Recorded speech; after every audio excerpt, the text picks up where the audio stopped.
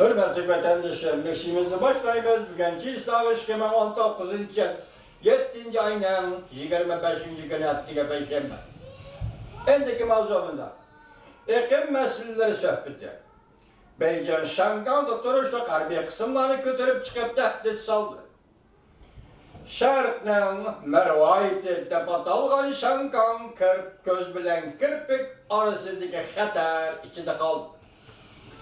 Mavzada haber 7. ayının 24. günü Amerika avazının statüs programı ilan kılındı haber. Bundan başlar. Washington, Şangan kırıcısı kadem kısap gelmekte. Cungo harbi taraf tönce katem Şangan turuşlu harbi kısımları tılgı elip durup tehdit saldı. Şanganlı turuşlu harbi kısımlarının turuşlu kanunu da belgelenişken Şanganlı zörür tepilganda Şanganlı turuşlu kısımla cemiyet amallığı ve afetten kurtulduruş cihette merkezi hükümetki iltimas kılsı buldu. Dep belgelengen. Negizde karında Beycan merkezi hükümetinin Şanganlı turuşlu organlarının hücum uçurağlığı ve devlet gribinin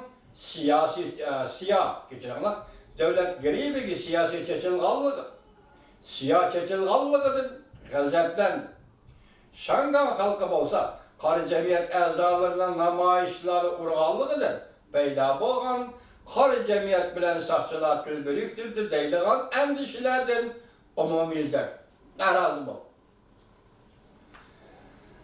Amerika Koşmuş Ştatları'nın Prezident Trump, Xi Jinping mesuliyetten işkildi de medyahligende Şanganlı götürülgen namayişler davamlışı yol koyğallığı, yol koyuşu ilham bergendek bulgan edi. Demek Prezident Trump ne dedi? Xi Jinping, Reis Xi Jinping Şanganlı'nın işlerini bir taraf kılıştı degendek. Mesuliyetçe işkildi. Yani bunun manası üzerine tutuvalı. Şundak baha bir işten başka bu bire şungoçu Şangan'a dolu kopallık kılmagallık için şundak baha verilgen bolsa Prezident Trump tarafından endeki yana bunun keyinki iştağa mı ilham medet verildi. Demek bir yerde kopallık kılışka her bir iştah bu iştah buluşka ruhsat kılınmaydı degendek manada. İlham bergendek bolu. Lekin Cungo'da Şangan vakaları doğrusu metbuatların mukamı özlüksüz, örleşki başladı. Bargan zırı, hatırcemsizlik, giz kılışkı başladı. Şanganlıktan narazılıktan maişi. Şangan'da içtimai daval kuş keltirip çıkışı mümkün mü? Cungo tüncü bulup Şangan'da turuşlu harbi kısım bilen tehdit saldı. Bu pakatlı tehdit seriş korkutuş çillama. Azı Şangan'da asaslı kakam zaten nime? Cungo işki kuruluğu Şangan zaten kandak karaydı. Cungo işki kuruluğu ademde Şangan zaten kandak karaydı. Münazırı katlaşlık Allah Şangan müstakil obzorçı çıkışa. Ve Macao Üniversitesi'nin profesörü Doktor Zhao Katarlıklar. Amerika Avazı Radyosu uğurlaştıran münazır için Şangan'ın vaziyeti davalmamakta. Şartın mervayeti de batılgan Şangan şehri hatar içinde kaldı. Hepten 3. gün Devlet Müdafiye Ministerliği akbarat ilan kılışacağınızda Cungo'nun Devlet Müdafiye Ministerliği Şanganlık birlikler muhbir yakından biri ki Şangan vaziyetin çılgılı Şangan müstakil çeviri baş götürdüğün bolsa Devlet Müdafiye Ministerliği kandak bir taraf kılıdı da sual koydu.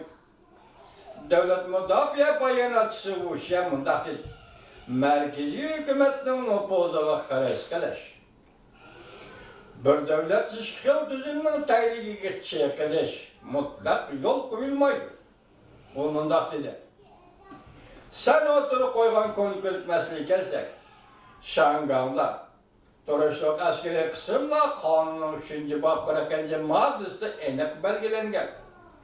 Cungo tüncü katem Şangan turuşluk askeri kısımları tılga alganda halkara cemiyet devrep gitti.